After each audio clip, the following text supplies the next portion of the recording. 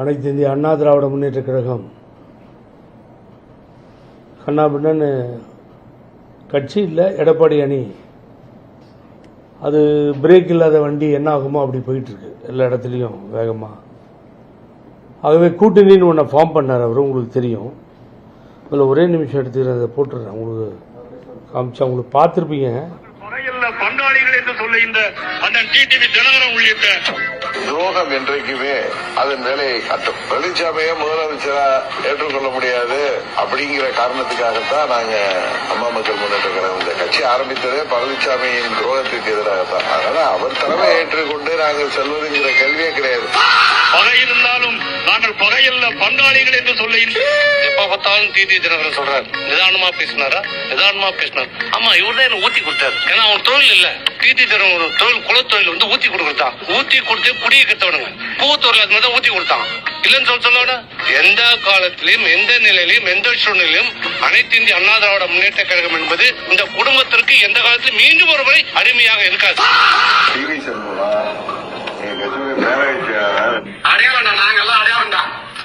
போன வாரம் பழனிசாமி கூட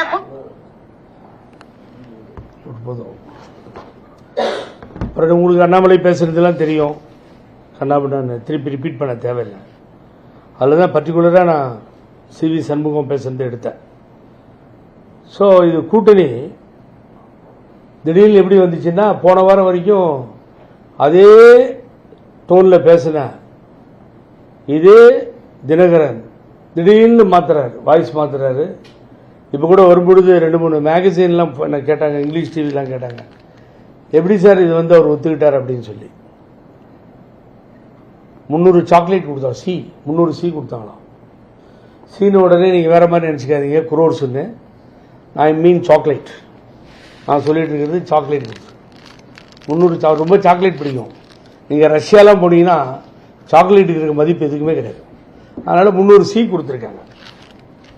300 சீல தான் அது செட்டில் ஆயிருக்கு. இதுதான் ரொம்ப இம்பார்ட்டன்ட் பாயிண்ட், உங்களுக்கு தெரியாத விஷயம். இன்னும் ஈஸியாலாம் அப்படி செட்டில் ஆகலாது. இங்கே 300 போயிருக்கு, அங்கே எவ்வளோ போச்சோ தெரியாது. அவர் தான் அந்த எங்கே டயர் நக்கி இவெல்லாம், இவனுக்கு என்ன ஃபினான்ஸ் தெரியும், இவெல்லாம் முதலமைச்சர் ஆகிட்டான், கவுன்சிலர் கூட லாய்க்கு இல்லாதவன் சொன்னார், பேசினார்ல அன்புமணி ராமதாஸ். அதையெல்லாம் பார்த்தீங்கன்னா இப்படி ஒரு செட்டில்மெண்ட்டுக்கு வருது இதெல்லாம். ஆகவே இங்கே முக்கியமான விஷயம் 300 சாக்லேட் தான் விஷயம். இன்னைக்கு உங்களுக்கு நியூஸ் கரெக்டாக கண்டுபிடிச்சி சொல்லியிருக்கேன். நியூஸ் நான் வாங்கி செட்டில் ஆகிட்டார் ஐயா. இந்த இயக்கம் எதற்காக ஆரம்பிக்கப்பட்டது? பழனிசாமி ஒழிப்பதற்காக ஆரம்பிக்கப்பட்டது. அப்போ யார் கூட இருந்தா? புகழேந்தி இருந்தார், ராஜன் சம்பத் இருந்தார், அதுக்கு பின்னால் பழனியப்பன் வந்தார், சிலிப்பர் செல்லா, அதுக்கு பின்னாடி செந்தில் பாலாஜி வந்தார், சிலிப்பர் செல்லா. திகார் ஜெயில் வரைக்கும் போனோம். தங்க தமிழ் செல்வன், நான், வெற்றிவேல் இறந்து போயிட்டாரு, ஒரு பெரிய கதைங்க. அப்புறம் கூட்டு வந்து அரசியலே வேணாலும் ஓட்டார், நான் வரமாட்டேன். புகழேந்தி ஒரு ஆள் தான். அது எப்படி போவீங்க நீங்கள்? அந்த மாதிரி ஜெயிலில் இருக்காங்க பாவம். ஆட்சி போச்சு, அதிகாரம் போச்சு, கட்சி போச்சு, சின்னம் போச்சு, எல்லாம் அபகரிச்சுட்டு விட்டார் பழனிசாமி காலில் விழுந்து. நீங்கள் எப்படிங்க சொல்லுவீங்க? பார்த்துக்கிறேன் நான். சவுத்தெல்லாம் போய் மீட்டிங் போட்டோம், எல்லா தொண்டர்களையும் திரட்டினோம். தமிழன் தினகரன் ஆள வருகிறான்னு சொன்னோம். என்ன அசிங்கமாக இருக்குங்க, கேடுகட்ட அரசியல்னா என்ன இவ்வளவு மோசமாக ஒரு கீழறங்கி போவாங்களா? இவர் அண்ணன்றார். உங்களுக்கு ஒரு விஷயத்தை நீங்கள் நான் சொல்கிறேன், நான் அவங்க எங்களுக்கு சில பேருக்கு பல பேருக்கு பிரஸ்காரங்களுக்கு தெரிஞ்சிருக்கும். தலைமை கழகத்துக்கு வந்தால் தினகரன் உட்காந்துருப்பார், நான் லெஃப்டில் உட்காந்துருப்பேன். அப்போ சசிகலா உள்ளே இருந்த நேரம் ஜெயிலில் நான் தான் லோக்கல் கார்டி, நாங்கள் எல்லாமே வினை கொடுத்துலேருந்து. ஆக நான் லெஃப்டில் உட்காந்துருப்பேன். பழனிசாமி வந்து உட்கார மாட்டார், நிற்கணும். இவர் திரும்புவார். எப்போ நீங்கள் பழனிசாமி அப்படின்னு பின்னாடி தான் பழனிசாமி உட்காரணும். ஆர்கே நகர் எலெக்ஷனில் வேன் பக்கத்தில் போய் நிற்கணும், பேசக்கூடாது. தினகரன் நல்ல பழக்கம், 80 வயசில் இருக்கவங்கள கூட பேர் சொல்லி கூப்பிட்டுருவார். அது யாரும் கவலைப்பட மாட்டார். ஓபிஎஸ் போனது தான் தப்பு, அவர் வீட்டுக்கு போனார், கூடயே பண்ருட்டியார் அண்ணன் போயிட்டார். எனக்கு வேற பயம், பண்ருட்டி ராமச்சந்திரன் எப்படி இருக்குன்னு கேட்டுறாரு ஒன்று. அவர் அண்ணன் வந்து பின்னாடி கேட்டால் உங்களையும் பேர் சொன்னாரான்னு அவர் சிரிக்கிறார் விழுந்து. ஸோ இப்படிப்பட்ட ஒரு நேர்த்தி உடன்பிறவா சகோதரர், அவர் தலைமையேற்று எங்கள் அண்ணன் எடப்பாடி பழனிசாமின்றார். ஒரு நாள் சொல்லியிருப்பாரா எங்கள் அண்ணன் இவர் எடப்பாடி பழனிசாமிய? 300 சாக்லேட் தான் காரணம். வேற ஒன்றும் கிடையாது. ரொம்ப நல்லா அது டெய்லி கட்டிகிட்டே இருந்தாங்க, கப்பம் கட்டிகிட்டு இருந்தாங்க. அது விட்டு போச்சு ரொம்ப வருஷமாக. இப்போ கொண்டு கொடுத்துருக்காங்க சாக்லேட்டாக. ஆகவே இப்படிப்பட்ட ஒரு சூழ்நிலை, கேடுகெட்ட அரசியல்.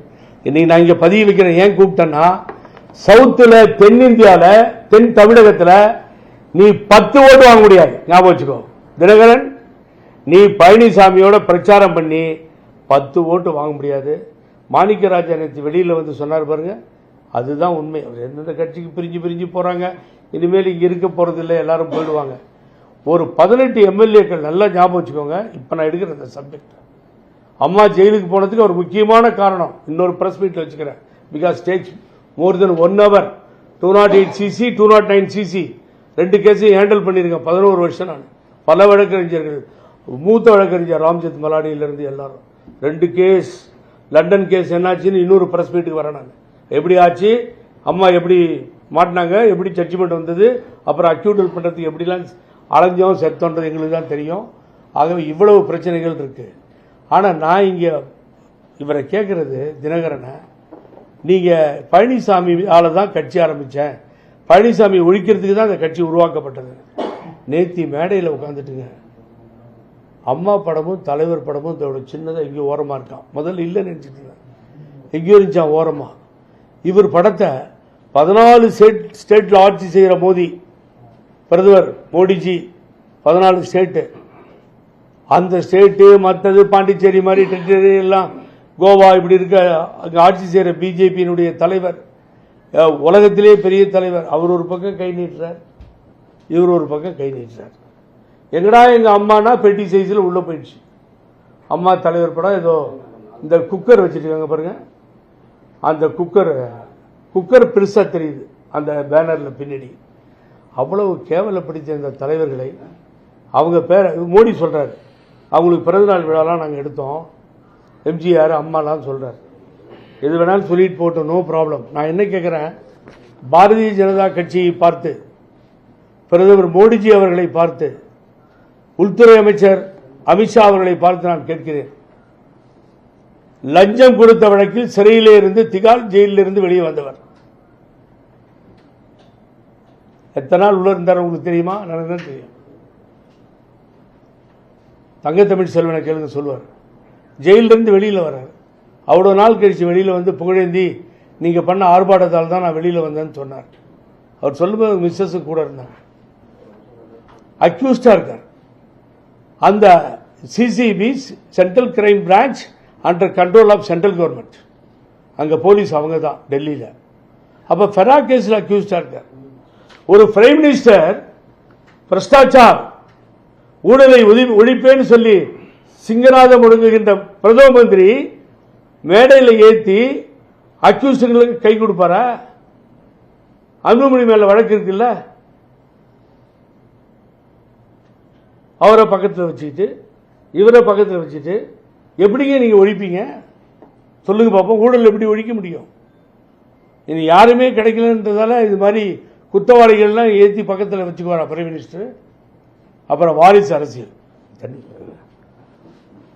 வாரிசு அரசியல் யார் சொல்றது? மோடி. எதுவுமே கிடைக்கிறது இல்லை டிஎம்கே பார்த்து பேசுறதுக்கு. ஒன்று வாரிசு அரசியல், அப்புறம்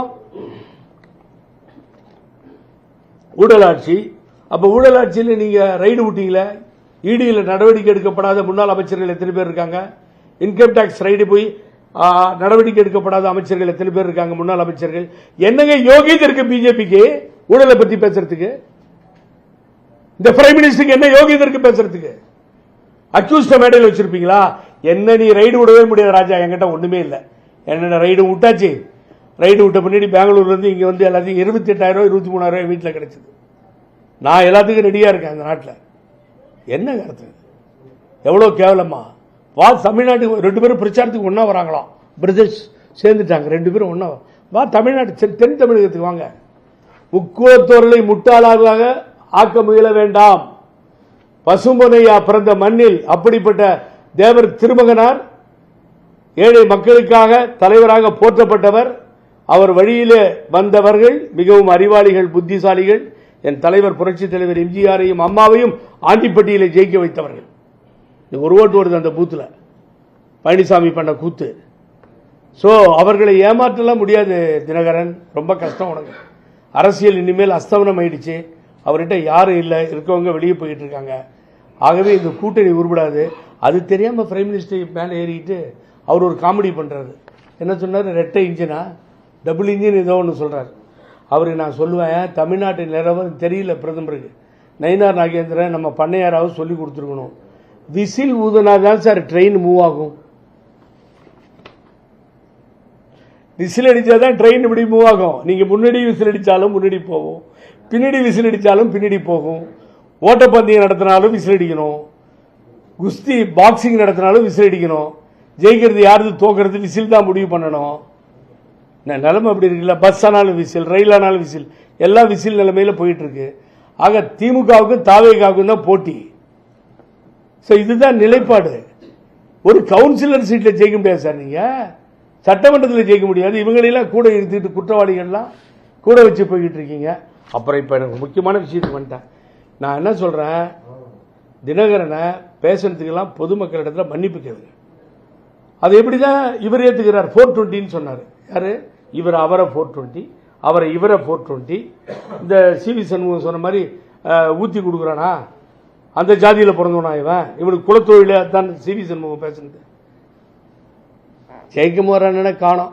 அவருக்கு நான் என்ன அட்வைஸ் பண்றேன்னா, பேசாம போயிடுங்க தாவேகாவுக்கு. கொஞ்சம் ஓட்டு வச்சிருக்கீங்க ராயபுரத்தில், அதுவும் சேர்ந்தா ஜெயிச்சிடலாம், செங்கோட்டையான மாதிரி. ஆகவே அவர் அப்படியே அமைதியாக கம்முன்னு சைலண்ட் ஆகிட்டார். ஆகவே இது உருவிடாத ஒரு கூட்டணியை சேர்த்து கொண்டு இந்த கட்சியை நாசம் பண்ணிட்டாங்க சார், கம்ப்ளீட்டாக முடிச்சிட்டாங்க. அவ்வளோ ஒரு வேதனையாக இருக்குது பழனிசாமி பண்ணுற கூத்தும் அவங்க பண்ணுற கூத்தும். ஆகவே ஒரு அதான் சொன்ன ஆரம்பத்திலே நான் சொன்னேன், நிதானம் இல்லாமல் இந்த வண்டி கண்ணா பின்னான்னு போகுது. இப்போ கொஞ்ச நேரத்தில் தர்மர் வேற போகிறாராம், கேள்விப்பட்டாங்க. என்னுடைய அன்பு நண்பர் அவர், லோக்கலில் பிரச்சனை அதனால் முடியலன்னு போகிறேன்னு சொன்னார் என்கிட்ட. சரி, அது போகிறவங்க அவங்கவுங்க பர்சனல் விஷயம், அதில் நான் தலையிட விரும்பலை, நான் அதை பற்றியும் நான் பேசலை. ஆனால் ஒன்றே ஒன்று சொல்லியிருக்காரு, உங்களுக்கு பிரச்சனைனா எடுங்க பாரு, இருக்கீங்களா எடுங்க, தூக்கு போட்டுக்கிறேன். யார்? தினகரன். நான் வேணா அனுப்பிச்சிக்கிறேன், சரியாக எடுங்க, இது சரியாக எடுத்தால் தாங்க தூக்கு போட்டுக்க முடியும். வீரபாண்டிய கட்டபொம்மன் தூக்கில் தொங்கினார் இந்த நாட்டுக்காக சுதந்திரத்தில். அதுக்கு முன்னாடி மருது சகோதரர்கள் ஒன்று கூட திருப்பத்தூர் போகும்போது அசோகன் வந்தார், போயிட்டு வந்தேன், அதை போய் பார்த்துட்டு வந்தேன் நான். என்னுடைய ஜெயச்சந்திரனுடைய மதர் இறந்துட்டாங்க, அதுக்காக போயிருந்தேன். ஆகவே அந்த பக்கம் போனீங்கன்னா சங்ககிரியில் அங்கே ஒரு தூக்கில் தொங்கினது, திருப்பூர் குமரன், இதெல்லாம் நடந்துச்சு நாட்டில். இது வேற விதமாக தூக்கில் தொங்குறது. நாங்கள் என்ன பழனிசாமிகிட்ட பிறந்த விட தூக்கில் தொங்கணுமா? நாங்கள் எங்களை தூக்கில் தொங்க சொல்றீங்களா? பிரஸ்காரங்க கேட்டதுக்கு பதில் இந்தா இருக்கு, உனக்கு பிரச்சனையா இருந்ததுன்னா இதை வக்கீல் இதை பார்சல் பண்ணி வீட்டு அட்ரஸ் எங்கிட்ட இருக்குது, ரொம்ப காலம் பழகி இருக்கேன்ல, நான் அனுப்பிச்சு இதுதான் ரெடியாக இருக்குது, எப்போ தொங்குறாரு என்னன்னு அவர் தான் முடிவு பண்ண, போய் நம்மளாம் சொல்ல முடியும், அது குற்றமாயிடும். ஆகவே நீங்கள் சொன்னதுக்காக கயிறு ரெடியாக இருக்கிறது. அருமை நண்பரே, நீங்கள் கொடுத்த வாக்குறுதியை நிறைவேற்ற அன்போடு கேட்டுக்கொள்கிறோம். நீங்கள் அதை நிறைவேற்றினாலும் சரி, நீங்கள் நல்லபடியாக இருந்தாலும் சரி, ஜப்டியும் அதுக்கு நாங்கள் வரவே இல்லை. ஒரு அடிச்சுக்கிறாரு, இந்த கயிறை காமிங்க கயிறை காமிங்க, இல்லை அனுப்பிச்சி விட்டுறேனாலும் கேட்க மாட்டேன்றாரு. ஆகவே இப்படிப்பட்ட பிரச்சனைகள், இவ்வளவு அசிங்கமாக பேசிட்டு பழனிசாமியை தென் தமிழகத்தில் அந்த மக்கள் ஒருவரும் ஏற்றுக்கொள்வதாக இல்லை. பழனிசாமி இந்த கூட்டணி நிற்கவே நிற்காது, தோத்துரும். திமுகவுக்கும் தாவேகாவுக்கும் தான் போட்டி.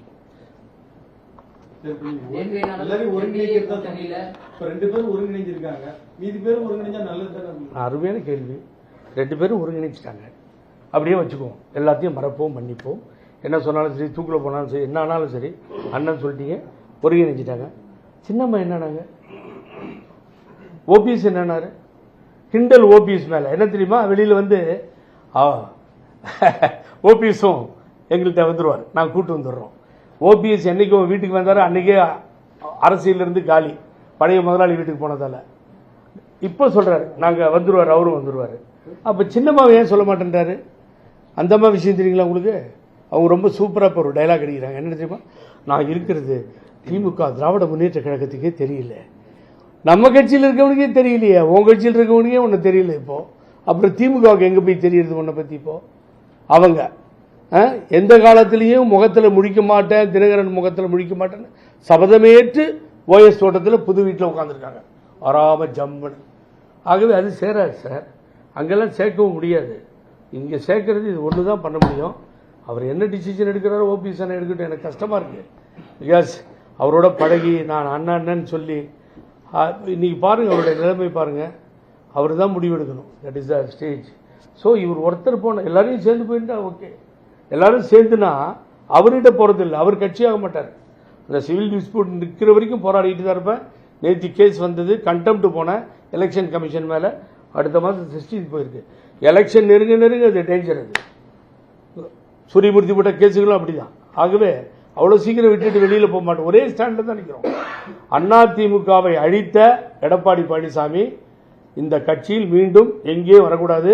இன்னைக்கு நான் பதிவு பண்ணுறேன், ஏன் நாளைக்கு கேளுங்க, தயவுசெய்து சொல்கிறேன், ஒரு இடத்துல கூட ஜெயிக்க முடியாது.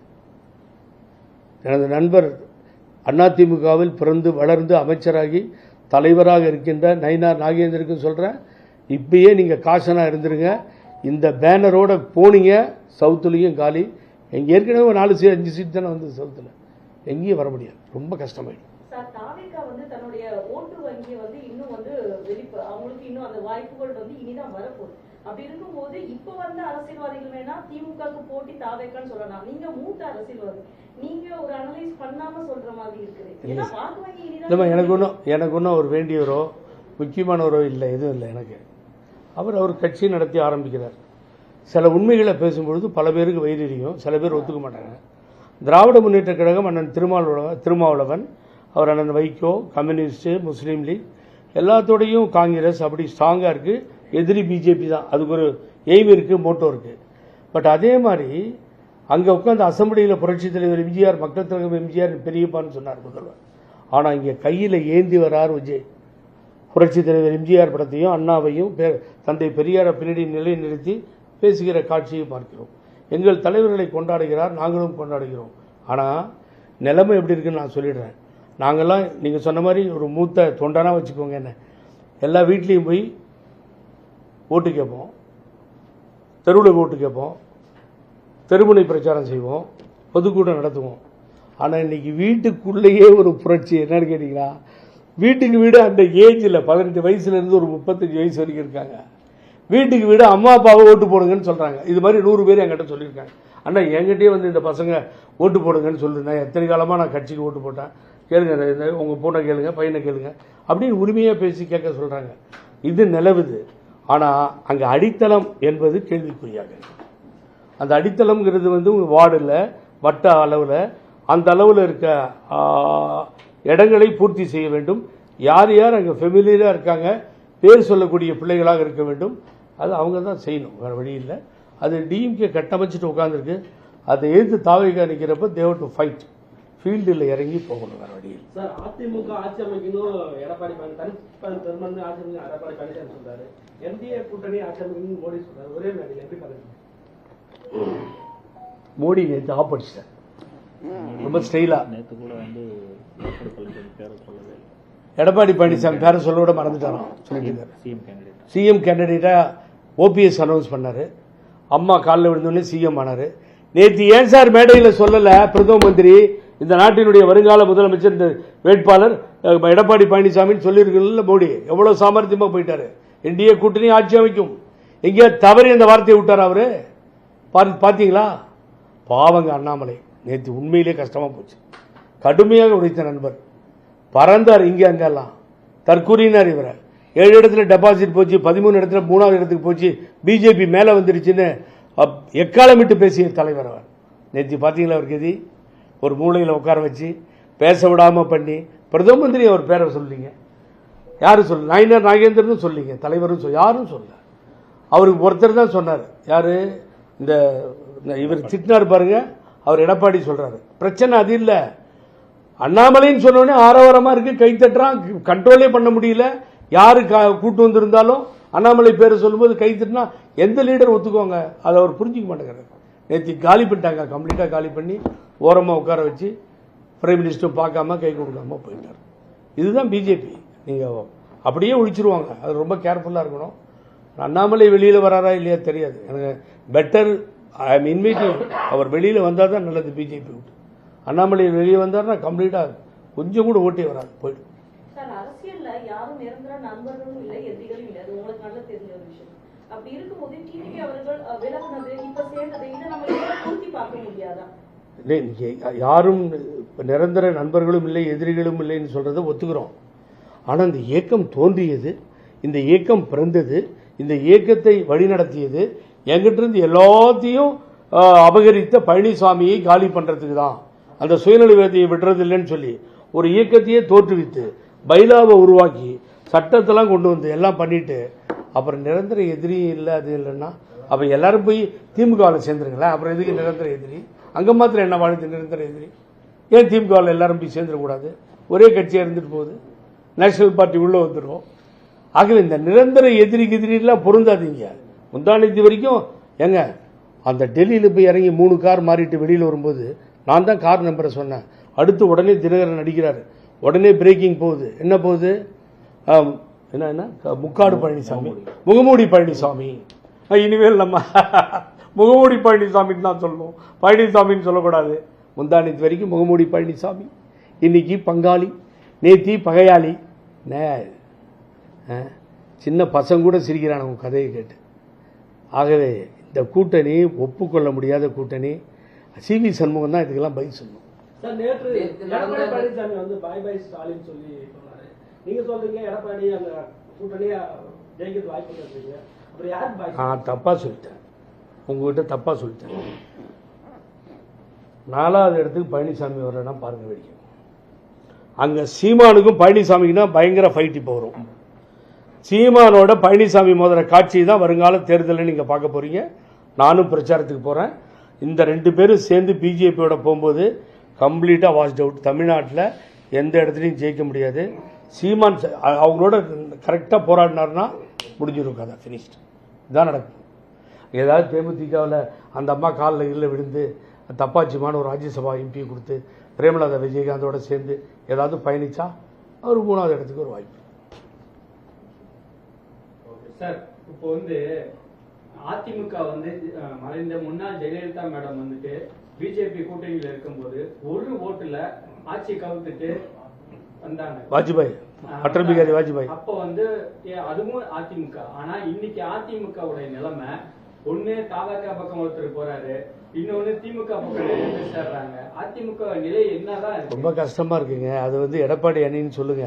தொண்டர்கள் முந்தானத்து ராமச்சந்திரன் கண்ணில் தண்ணி விட்டு எழுதாருங்க. அவர் ஃபாலோவர் ஆஃப் இவர் யாரு வைத்தியலிங்கம். அதை தாங்கிக்க முடியாமல் ஒருத்தர் அழறாரு. என் வீட்டில் பொண்ணு சொல்லிச்சு, என்னால் தாங்கிக்க முடியலன்னு. என்னுடைய கஷ்டங்களை மன வருத்தங்களை நான் வெளியே சொல்ல முடியல. உண்மையிலேயே அவர் சொன்ன மாதிரி தூக்கம் வர்றதில்லை. இந்த கட்சி டெய்லி அடியுது. என்னன்னு கேட்டீங்கன்னா காலையில் 100 ஃபோன் வருது, 1000 ஃபோன் வருது. சார் எங்கண்ணா போறீங்க? தாவேக்காவுக்கு போறீங்களா? நீங்கள் திமுகவுக்கு போறீங்களா சொல்லுங்கன்னு வருது. எவ்வளவு மன வலி, எவ்வளவு உளைச்சல். அவர் சொன்ன மாதிரி அதில் தாங்க நீந்திக்கிட்டு இருக்கோம் நாங்கள். நீங்கள் சொன்னது சரியான கேள்வி. அது திமுகவும் பழனிசாமி வர்றதான் விரும்புது. ஏன்னா அறிவாய்ந்தவர் இவருன்றது அவங்களுக்கு தெரிஞ்சுக்கிட்டாங்க. அதனால தான் துணை முதல்வர் சொல்றாரு இவரே எதிர்க்கட்சி தலைவராக இருக்கணும் அப்படின்னு சொல்லி. அது நடக்காது பாவம். அவங்க ஆசையிலேயே மண்ணு விழுந்துருச்சு.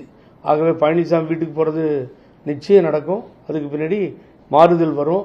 இன்னைக்கு ஒன்றுமே இல்லைங்க. நீங்கள் கேமராவோட வெளியில் போங்க, வீடு வீடாக போங்க. You can survey easily, you will take all the details.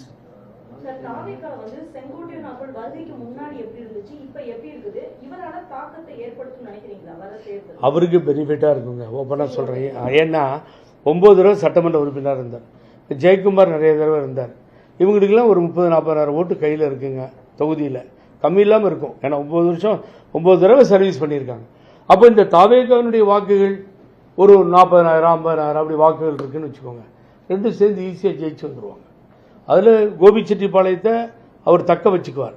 அவர்கிட்ட ஒரு நல்ல பழக்கம் கட்சி கட்டுப்பாட்டிலே இருந்ததால் கோபிச்செட்டிப்பாளையத்தை விட்டு வெளியில் வரவே இல்லை அவர்.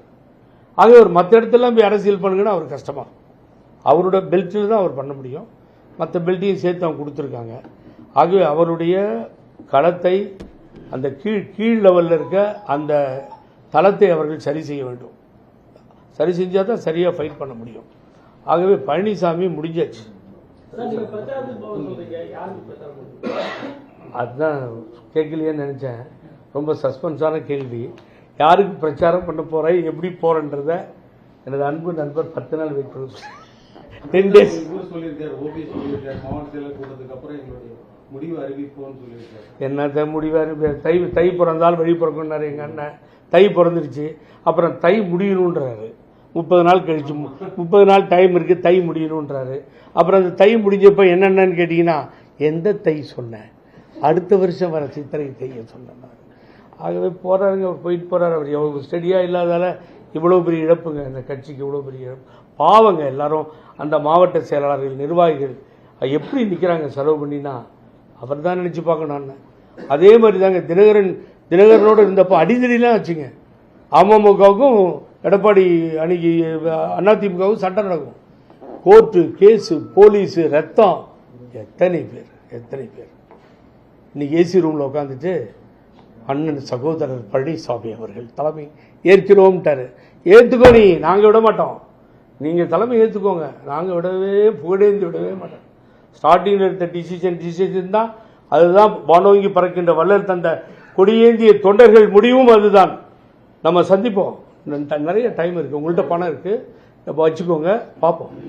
உங்களுடைய இந்த பிரஸ் மீட்ல நான் புரிஞ்சுக்கிட்டது என்னன்னா, அதிமுக திமுகவை தவிர்த்து மூன்றாவது புதிய கட்சியை தேர்ந்தெடுக்க தமிழ்நாட்டு மக்கள் ரெடியா இருக்காங்க. 100% யூ ஆர் கரெக்ட். அண்ணா எடப்பாடி அணியை தவிர ஐ எம் நாட், நான் சும்மா விளையாட்டுத்தனமா டிஎம்கே ஒண்ணுமே இல்லைங்கன்னு சொல்றது தயாரா இல்லை. ஆகவே தாவேகா அந்த 2வது இடத்துக்கு வந்தாச்சு. Fight between the Seeman and அவர் தான். ஒரு சமயம் திருமாவளவன் அவர் அண்ணன் வெளியில் ஃபைட் பண்ணார்னா அவர் டிசைடட் ஃபேக்டராக இருக்கார். இன்னைக்கு அவர் யாரோட வேணாலும் ஃபைட் பண்ண முடியும், அந்த நிலைமையில் அவர் இருக்காரு. ஆனால் பழனிசாமி இல்லை, கம்ப்ளீட்டாக காலிட்டார். கெட்ட பேர் இருந்துச்சுங்க. நேற்று இந்த ஸ்டேஜை பார்த்தோன்னே மக்கள் வெறுத்துட்டாங்க, அப்படியே வெறுத்துட்டாங்க கம்ப்ளீட்டாக. என்னங்க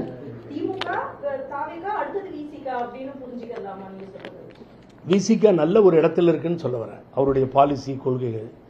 அதனால் அவர் சில நேரத்தில் சீமான் பெரியாரை திட்டி வீணா போனார், தொட்டா கெட்டன, அவர் கேட்கல. அவர் அப்படி தான் அந்த பிடிவாதத்தில் இருப்பார்.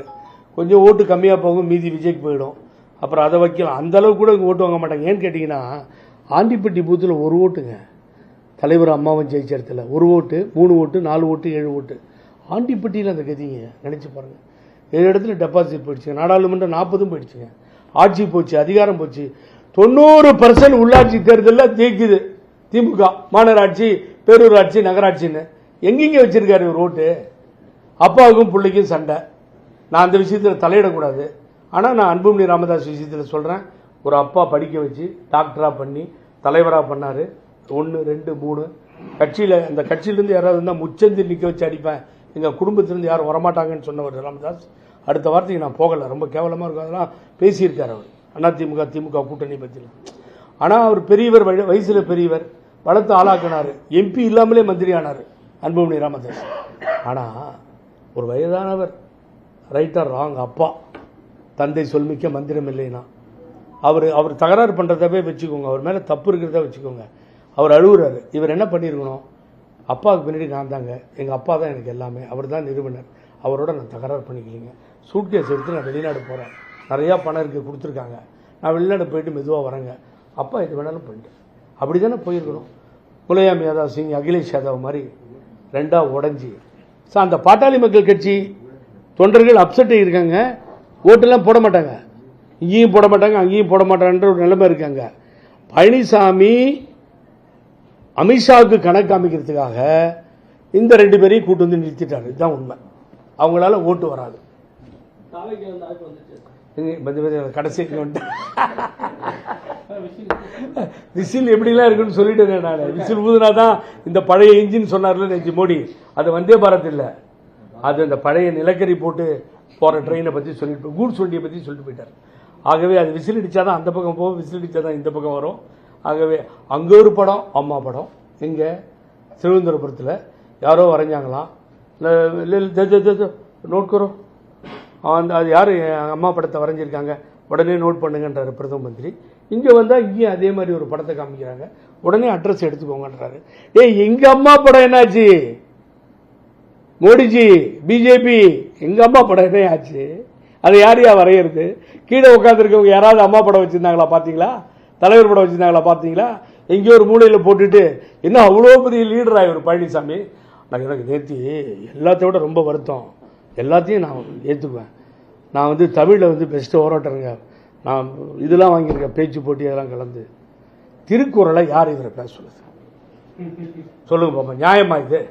நமக்கு 1330 குறள், 133 அதிகாரம், வேர்ல்டு அளவில் பைபிளையும் கிறிஸ்தவர்கள் போற்றி வணங்கும் பைபிள், இஸ்லாமியர்கள் போற்றி வணங்கும் குர்ஆன் அப்படின்னு பிரிச்சுட்டீங்கன்னா அது 200-300 மொழிக்கு மேலே, இது ஒரு 200 மொழிக்கு மேலே இருக்குது உலகம் பூரா. அப்புறம் நம்ம திருக்குறள் தான் 100 மொழிகள் கிட்ட பொதுமறை நூலாக இருக்குது. அந்த திருக்குறளை இவர் யார் பேச சொன்னது? நேற்று பேசி அதையும் அசிங்கம் பண்ணி கம்பராமாயணத்தை சேக்கிழார் எழுதின மாதிரி. அபிராமி, யாருக்கு அபிராமின்னு சொன்னார் தெரியுமா உனக்கு? ஆபிரகாம் லிங்கனுக்கு. அம்பேத்கரை தூக்கில் போட்ட மாதிரி, லாஸ் ஏஞ்சல்ஸ் வராமல் லாஸ் சொல்லி நிறுத்தின மாதிரி. என்ன பழனிசாமி, இந்த பிரஸ் மூலியமா நான் தினகரனுக்கு, அன்பு நண்பரே தினகரன் அவர்களே, நான் அன்பு தம்பின்னு கூட சொல்லலாம், தப்பு கிடையாது. உனக்கு நான் சொல்கிறேன், தயவு செஞ்சு அம்மா மக்கள் முன்னேற்ற கழகம் நாங்கள்லாம் ஒன்றா இருந்தபோது நீ எல்லாம் ஏற்படுத்தினது, நானும் இந்த ஸ்டேஜில் இருக்க எடுத்து பார்த்துக்கோ. தயவுசெய்து சிசிபி கையை இப்படி போட்டு கொண்டு வந்ததுங்க வெளியில் எடுத்துட்டு. பேரறிஞர் அண்ணா மேடையில் பேசிய சம்பத்தை நானும் வரமாட்டேன்ட்டாங்க. வெற்றிவேலும் தங்கத்தமிழ் சொல்லணும். ஏர்போர்ட்டில் நின்றுங்க, தீந்தமிழன் தினகரன் வாழ்க, நான் தீந்தமிழன் தினகரன் அவர் வாழ்கன்னு கத்துவார் சம்பத்து. அவர் கொண்டு வரும்போது 20 பேர் இருந்தாங்க. சட்டை இப்படி பிடிச்சி கொண்டு வரோம், என்னால் தாங்க முடியல. ஏய் ரிமூவ் த ஹேண்ட் அப்படின்னா, remove the hand, is my leader, remove the hand அப்படின்னா. யாரா? அந்த சிசிபி டெல்லியை. திரும்பி போகும்போது உள்ளே போய் அவரை பார்த்தேன். வேறு சும்மா ஒரு டிக்கெட்டை வாங்கிட்டு ஊருக்கு போகிறேன்னு சொல்லி குவாஷ் பெட்டிஷன் போடுங்கண்ணே, நம்ம வெளியில் வந்துடலாம், கவலைப்படாமல் போங்க, நான் பார்த்துக்கிறேன். நன்றி இல்லாதவங்க, ஒன்றும் நன்றி இல்லை, ஒன்றும் இல்லை, எல்லாமே கண்ணை நம்பாதே உன்னை ஏமாற்றும் நீ காணும் தோற்றம் அப்படிங்கிற மாதிரி. அதுக்கு பொருத்தமான ஆள் தினகரன். உங்களுக்கு சாக்லேட் பிடிக்குமா? யாருக்கு? இது வரைக்கும் யார்ட்டையும் வாங்கலை சார். 5 வருஷம் ஆட்சி நடந்தது, அம்மாவுக்கு க்ளோஸாக இருந்தேன், என்னை விட க்ளோஸாக யாரும் இருந்திருக்க முடியாது. அவ்வளோ க்ளோஸாக இருந்தேன். புகழேந்தி பிணை கொடுத்தேன், 11 வருஷம் ஜெயிலுக்கு ஓடாடினேன். பூங்குன்னு இருக்காரு, நான் வேணால் ஃபோன் நம்பர் தரேன் கேளுங்க. அங்கே மகாலிங்கம் இருக்கார் தலைமை. என்னைக்காவது காசு வேணும்னு யார்கிட்டையும் போய் கைகட்டி நின்னதும் இல்லை. ஏதோ சுயமரியாதையோட தந்தை பெரியாருடைய கொள்கையோட நம்ம வாழறோம். சாக்லேட் வேணால் என் பாக்கெட்டில் இருக்கு, உங்களுக்கு தரேன். ஆனால் நான் யார்கிட்டையும் சாக்லேட் 300 சாக்லேட்ல உங்களுக்கு எத்தனை சாக்லேட் தேவைப்படும்? எந்த சாக்லேட் கொடுத்தா இங்கே ஆகாது சார். என்னை எப்பயோ விலை பேசிட்டாங்க, சேர்மன் கொடுக்குறேன் நாங்கள், அதுக்கு பின்னாடியே வாங்கன்னாங்க. திகார் ஜெயிலில் தினகரன் இருக்கும் பொழுது அவருக்கும் தெரியும். எடப்பாடிக்கிட்ட வேணான்னு சொல்ல முடியாதுன்னு சொல்லிட்டு ஊரூரா போனேன். சார் ஒரே ஒரு கேள்வி சார், கேட்டுருங்க. அதிமுகவில் முன்னாள் அமைச்சர்கள் இருக்காங்க, அது ரொம்ப அதிமுக ரொம்ப விசுவாசமா இருக்கவங்களும் கட்சி தொண்டர்களுக்கும் நீங்க கடைசியா என்ன சொல்ல விரும்புறீங்க? அவங்களுடைய நிலை என்ன? இல்லை, அங்கே இருக்க தொண்டர்கள் யாரும் அவங்ககிட்ட இல்லைங்க. நான் சொல்கிறேன், அதிமுக தொண்டர்கள் யாரும் பழனிசாமி கூட இல்லை. பழனிசாமி கூட யார் இருக்காங்கன்னு கேட்டிங்கன்னா முன்னாள் அமைச்சர்கள் இருப்பாங்க, இன்னும் கூட இருப்பாங்க. நேற்று ஒரு குத்து விழுந்து பார்த்தீங்களா, ஜம்முன்னு தங்கமணிக்கு பிரதம மந்திரி அப்படி குத்துனார்ல, ரொம்ப ஹாப்பியாக குத்துனார்ல. என்னன்னு தெரியுமா? அது பிரதம மந்திரி தங்கமணியும் வேலுமணியும் பேர் சொல்லி கூடுவார். வேற யாரும் தெரியுதோ இல்லையோ, அவங்க 2 பேரும் அவ்வளோ க்ளோஸ் அவருக்கு. 4.5 வருஷமா ரொம்ப க்ளோஸாக இருந்தாங்க. அதை சொல்ல முடியாது வெளியில், பிரச்சனை இல்லை. அதனால என்ன காரணம் நீ கேட்பீங்கன்னு எனக்கு தெரியும். அதனால தான் ஒரு குத்துறாரு முதுகில். அவ்வளோ அன்பாக இருக்கார், பாசமாக இருக்கார் தங்கமணி மேலேயே வேலுமணி. அவங்க ஏற்பட்டு தான் இது. இறைவன் 2 பொம்மைகள் செய்தான் தான் விளையாட, அவை 2ம் சேர்ந்து ஒரு பொம்மையை செய்தது தாம் விளையாடன்னு சொல்லி அந்த 2 பேர் செஞ்ச பொம்மை தான் யாரு? பழனிசாமி. ஆகவே எல்லாமே அதுதான் கனெக்டிவிட்டி. அவங்களுக்கு ரொம்ப பிடிக்கும் மோடிக்கு அவங்கள. ரொம்ப நன்றி, வணக்கம்.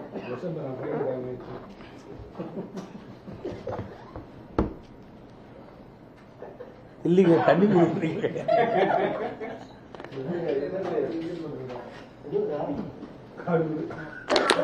பழனிசாமியே பரவாயில்ல.